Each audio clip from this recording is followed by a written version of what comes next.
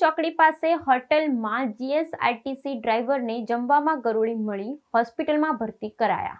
તારાપુર ચોકડી પાસે હોટલમાં જીએસઆરટીસી ડ્રાઈવરને જમવામાં ગરોળી મળી, હોસ્પિટલમાં ભરતી કરાયા।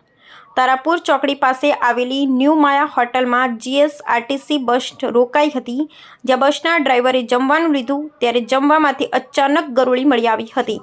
આ ઘટનાથી ડ્રાઈવર તાત્કાલિક બીમાર પડ્યા અને તેમને નજીકની હોસ્પિટલમાં ખસેડવામાં આવ્યા। આ ઘટના બાદ બસના અન્ય કર્મચારી અને મુસાફરોમાં પણ ભય અને અસંતોષનો માહોલ ઊભો થયો હતો।